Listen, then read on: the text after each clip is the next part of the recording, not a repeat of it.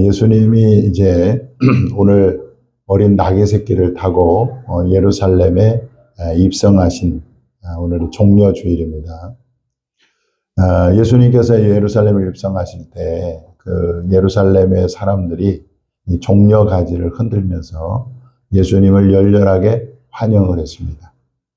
그들이 예수님을 환영한 이유는 예수님에 대한 기대가 있었는데, 그 기대가 뭐냐면 유대는 로마의 압제 속에 있었습니다. 그렇기 때문에 예루살렘 사람들이 예수님이 로마의 식민 통치로부터 자유를 주실 분으로, 우리를 해방시켜 주실 분으로 그렇게 예수님을 환영했던 것이고, 또 두 번째로는 예수님의 오병이의 기적을 통해서 많은 사람들을 먹여 살렸잖아요. 그래서 빵 문제를 해결해 줄 수 있는 사람, 또 먹고 사는 문제를 해결해 줄 수 있는 메시아를 기대하고 그렇게 열렬하게 예수님을 환영했던 것입니다. 그러나 예수님의 예루살렘 입성은 그들의 기대와는 전혀 달랐습니다.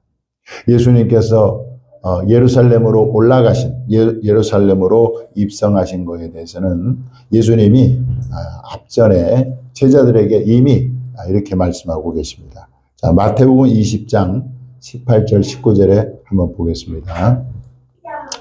자, 한번 읽어보겠습니다. 시작. 보라, 우리가 예루살렘으로 올라가노니 인자가 제사장들과 서기관들에게 넘겨짐에 그들이 죽이기로 결의하고 이방인들에게 넘겨주어 그를 조롱하며 채찍질하며 십자가에 못 박게 할 것이나 제3일에 살아나리라. 아멘. 한마디로 예수님이 예루살렘에 입성하신 것은 인류의 죄, 또 저와 여러분의 죄를 대신 짊어지고 고난을 당하시고 십자가에서 죽으시기 위해서 예루살렘에 올라가신 것입니다. 이 일은 2000년 전에 이미 일어난 사건입니다.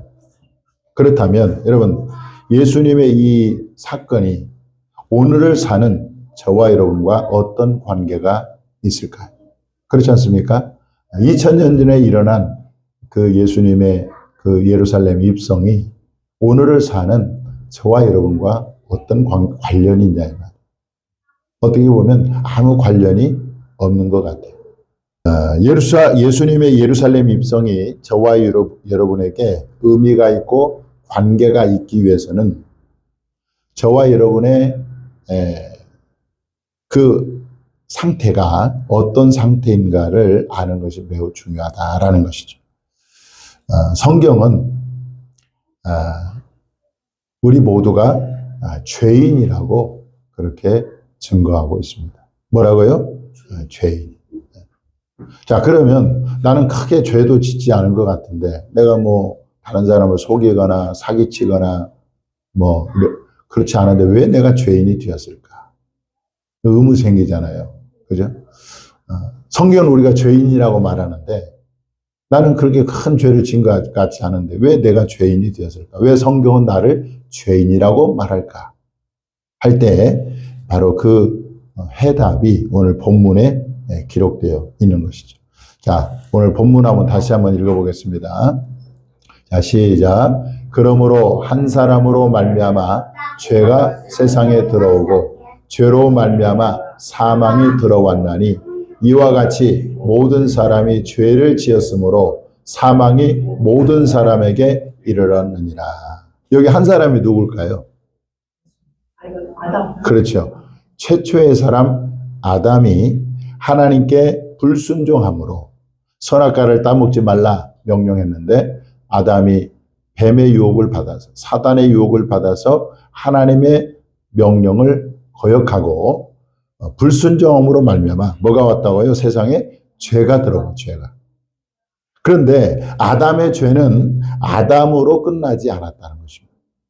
아담의 죄는 그 이후의 후세대들에게 계속해서 유전이 됐다는 유전. 따라서 인간은 태어나면서부터 죄인으로 태어나는 죄인으로. 그래서 다윗은요 그가 죄를 범하잖아요.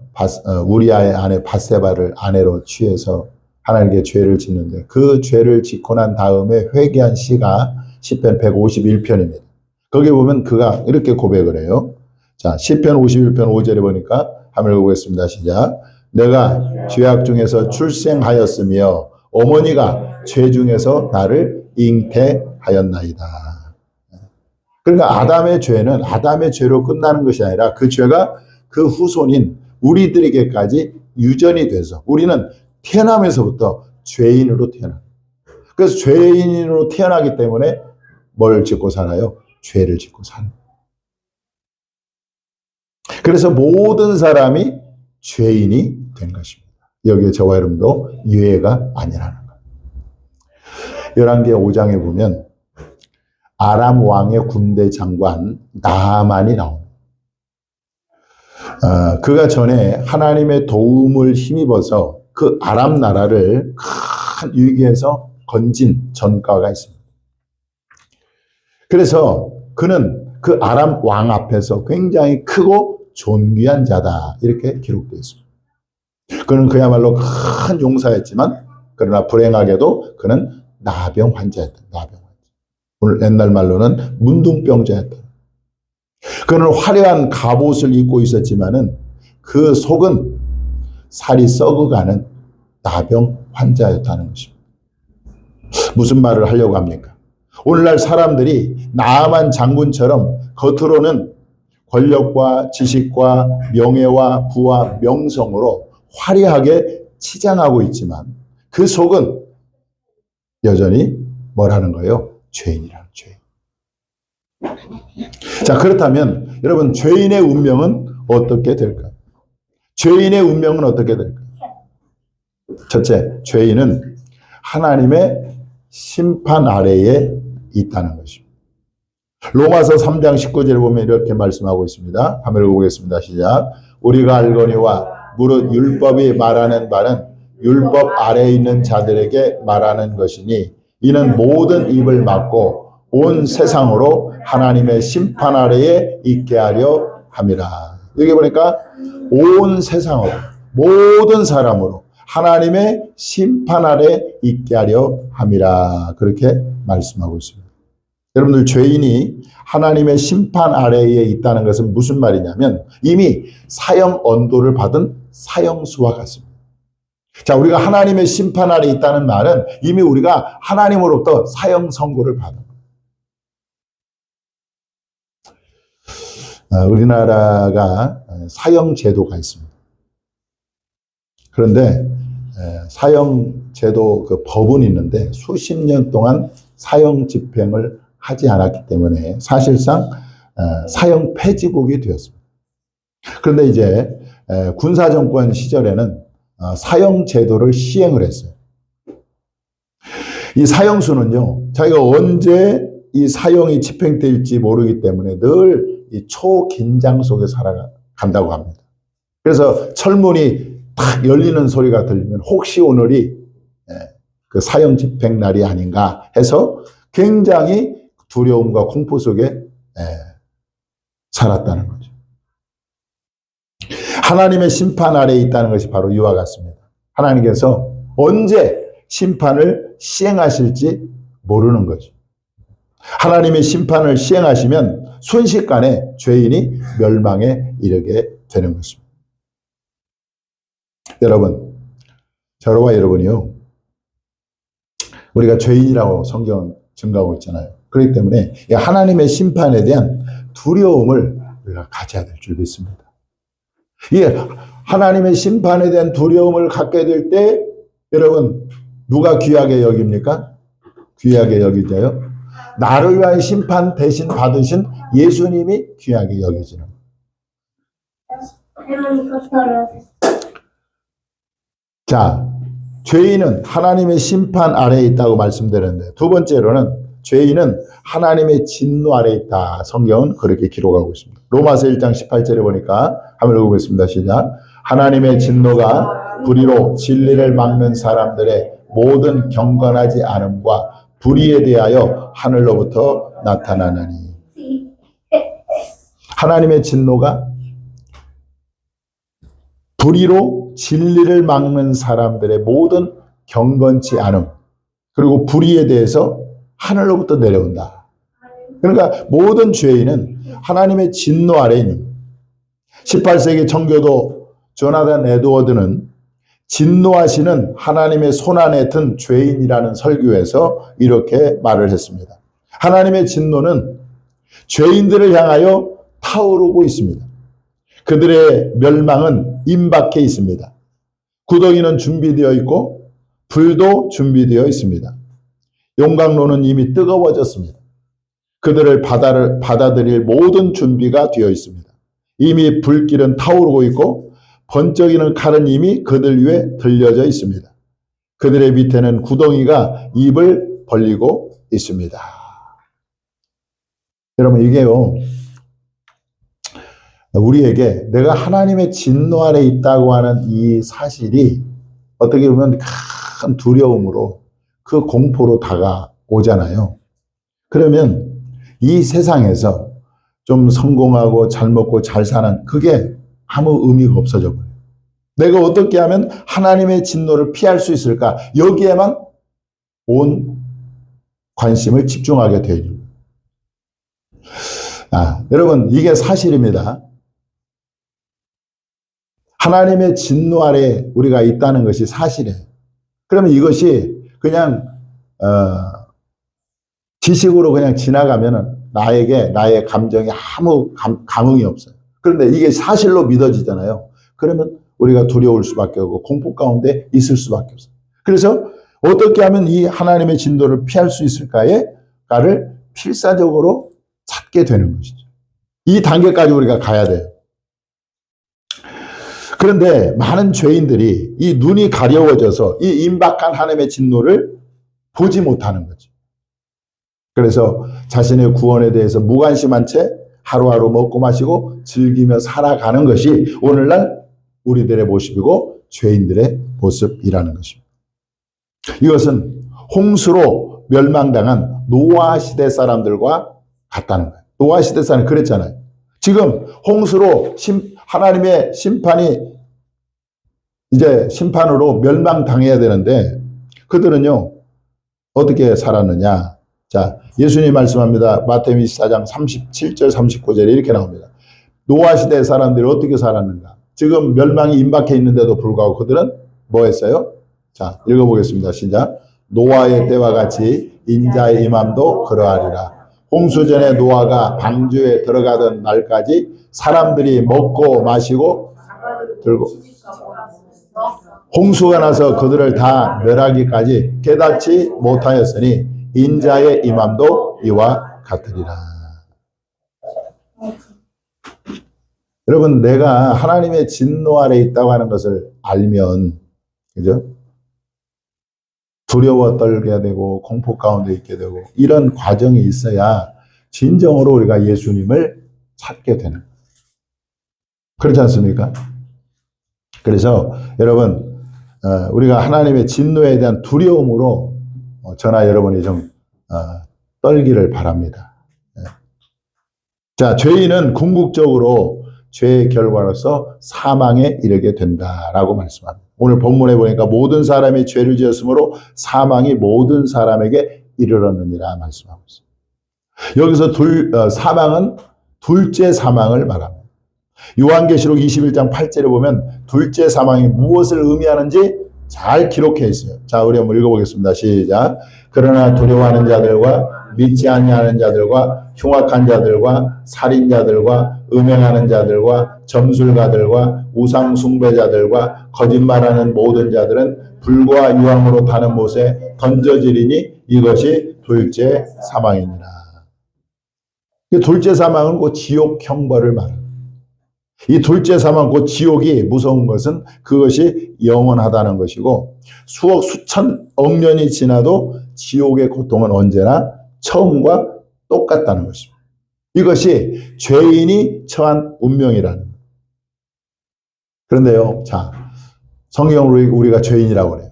자, 너희는 죄인이야. 너희는 하나님의 심판 아래 있어. 너희는 하나님의 진노 아래 있어. 너희는 둘째 사망, 지옥에 던져질 거야 라고 하는 것이 우리에게 내려진 하나님의 사형 선고라는 거예요. 여러분 이것을 들을 때 우리가 두려워해야 돼요. 공포에 떨어야 돼요. 그런데 그것을 잘 몰라. 사람들이 몰라요. 지금 자기가 어떤 운명에 처해 있는지 알지 못하는 것입니다. 자, 그런데 보세요.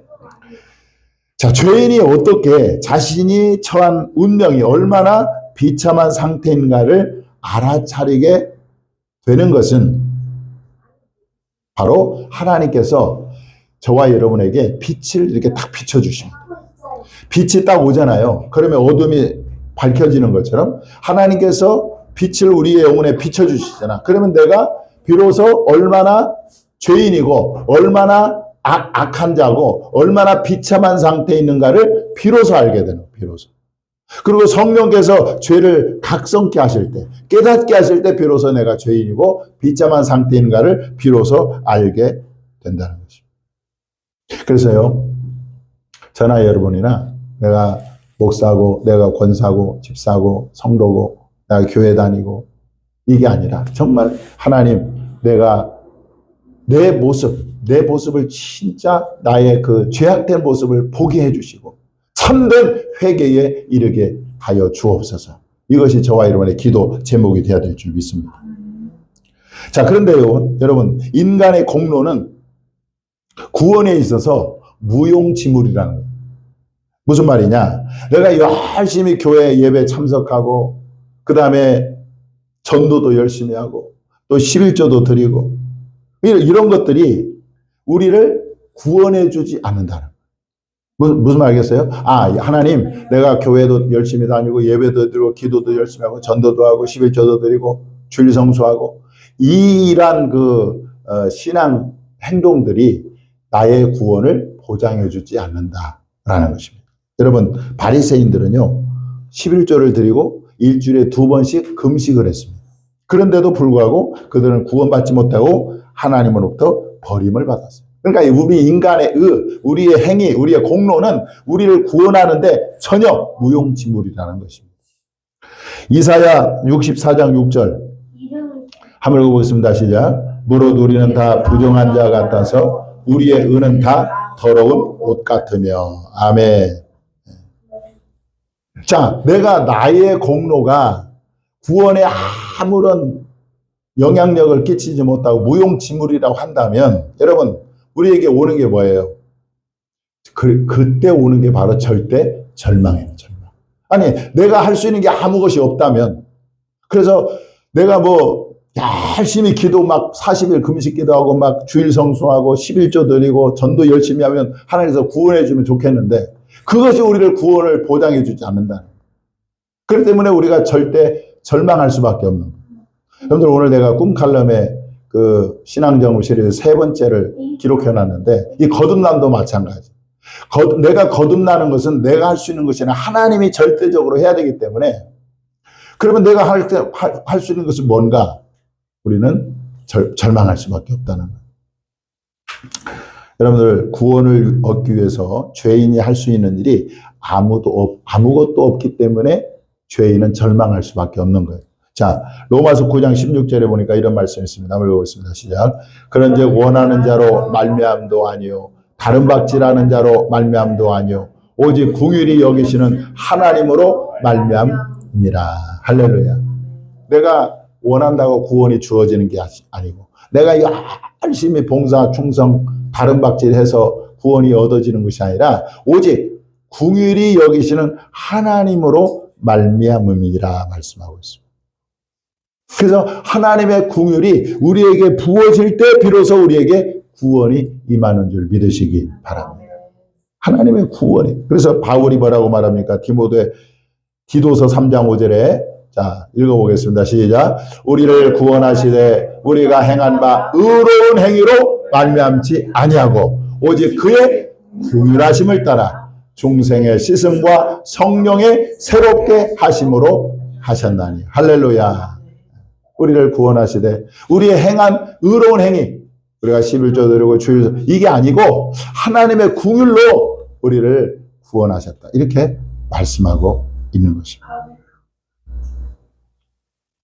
여러분 그래서 죄인이 할 수 있는 일이 뭐예요? 죄인이 할 수 있는 것은 내가 구원을 얻기 위해서 막 열심히 노력하고 이게 아니라 주님의 공유를 기다림. 주님의 공유를 기다림. 유다서 1장 21절에 자, 한번 읽어보겠습니다. 시작. 하나님의 사랑 안에서 자신을 지키며 영생에 이르도록 우리 주 예수 그리스도의 공유를 기다리라. 그래서 하나님의 공휴일이 오잖아요. 그러면 예수님이 예루살렘의 입성이 나에게 큰 의미로 다가와. 그리고 나를 위해서 십자가에서 고난당하신 그 예수님께 강력하게 내가 끌리게 돼요.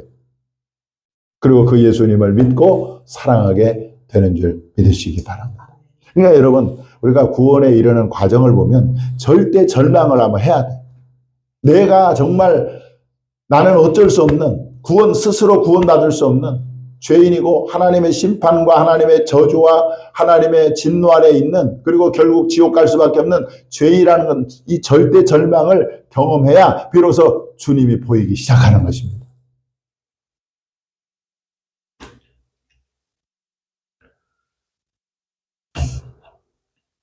그래서 여러분 우리는요 하나님의 뭘 구해야 돼요? 공의를.